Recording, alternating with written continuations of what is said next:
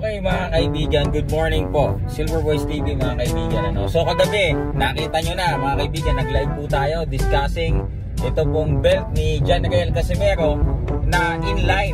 Ngayon pong darating na December, paglalabanan ni Carl James Martin at itong kalaban niyang Thai mga kaibigan. Mahirap banggitin yung pangalan. Basta Thai opponent. Ayan.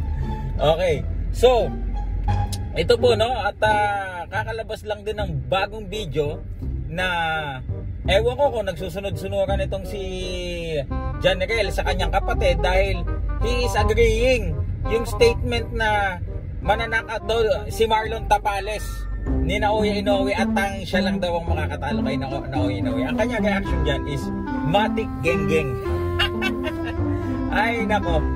So ano na nga po yun na nga lang yung pinangahawakang minor belt na wala pa. Okay? So kung ang tanong natin, tanong ninyo, alam ko, pare-parehas kayo ng katanungan, bakit? Bakit ganun? Binakante ba niya? Na-straight ba siya? Bakit, tawag dito, bakit nawala yung belt sa kanya? Well, sabi ko nga kagabi sa live ko, mga kaibigan, discretion din ng sanctioning bodies yan, no? I think it's more than 6 months nung huli niyang napanalunan itong laban against ni Tumbua sa Okada, mga kaibigan, at hindi naman niya dinepensa, no? Yung kanya pong nakaraang laban against kay Ugoni, mga kaibigan, ay isa pong non-title bout at tune-up. Baka dahil po doon, kaya nagdesisyon po ang WBO na baka bakantehin, mga kaibigan. I don't know if they have direct communication with the current yung global WBO Super Bantamweight Champion.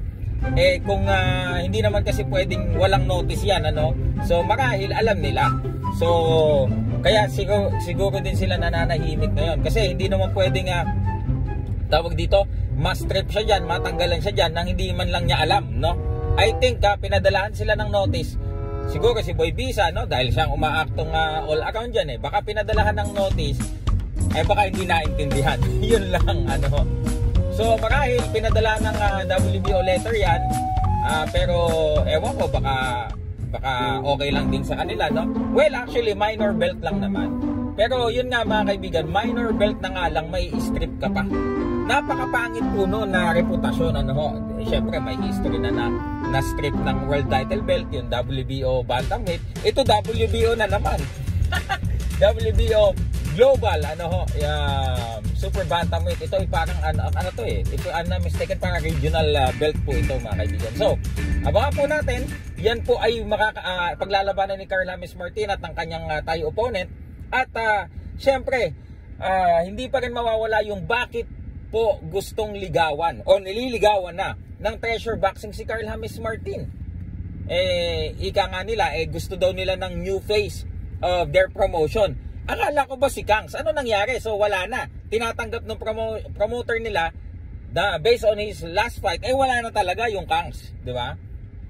Ngayon, mga kaibigan, kung sakali, again, anything is possible. I ask Sir Sean if there's a possibility. Well, if the numbers are right, if the numbers are good, then why not, di ba? Kung ofera ng pressure boxing si James siguro ng higit sa sapat, di ba, pwede. Kasi, again, it's business. Pero again, depende pa rin yan. Depende pa rin yan sa management ni Carl James Martin local at syempre sa kanyang international agent na si Sir Sean Gibbons. Mga kaibigan, mas alam nila yan.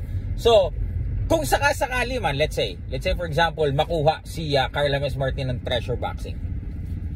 So, it means, baka paglabanin si Carl James Martin at si Kangkong, nako, mag-ensayo, mag-jogging ka na dre.